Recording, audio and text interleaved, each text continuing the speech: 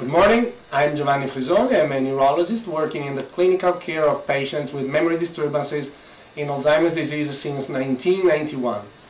Based on the experience of our memory clinic at the National Center for Alzheimer's Disease in Brescia, Italy, we have developed a few short movies to explain Alzheimer's disease to our patients and family relatives. The movies have been accessed thousands of times on YouTube and are available on the website of the most popular Italian newspaper, the Corriere della Sera. We have now dubbed the movies in English and are happy to make them available to an English-speaking audience.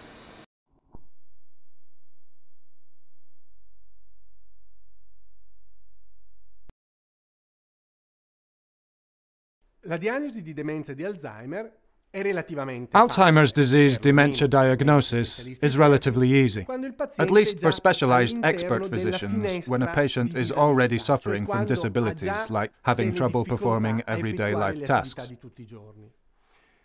Therefore, in the last few years, we have learned how to recognize and consequently diagnose the disease, even when the patient is still in the early phase characterized by isolated mild memory troubles. Nevertheless, we are still unable to diagnose the disease when the person is not showing any memory or cognitive troubles. Tests that enable Alzheimer's disease diagnosis during the mild phase screen for the so-called disease markers that consist of those signs that knowingly follow up the accumulation of beta amyloid in the brain.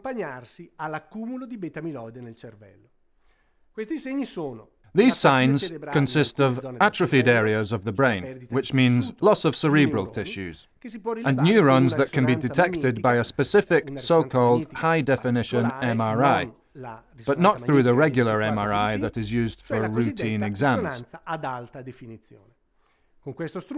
This tool can detect the volume of a specific brain structure involved in memory processes called hippocampus, and it is possible to estimate whether the structure is healthy or damaged.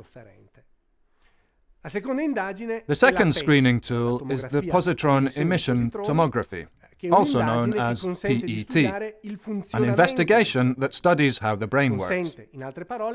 In other words, it investigates whether the cerebral tissue that is detected by the MRA is able to use sugar, which is the fuel that the brain needs in order to work.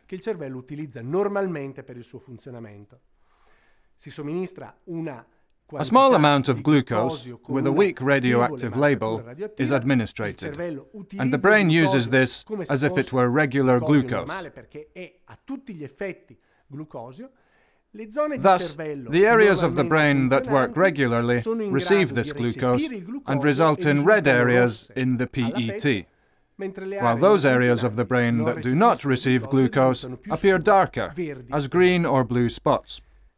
The third sign is detectable through a lumbar puncture and the analysis of two specific proteins contained in the CSF, or cerebrospinal fluid.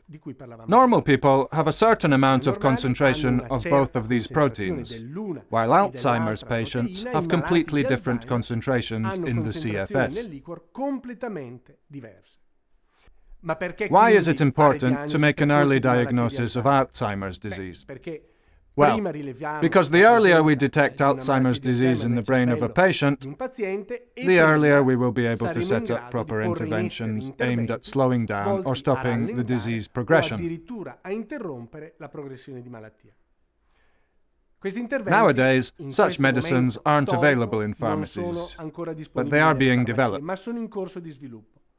There are the so-called anti-amyloid drugs, which are created to prevent the accumulation of beta amyloid within the brain, or even to remove the beta amyloid which has already accumulated.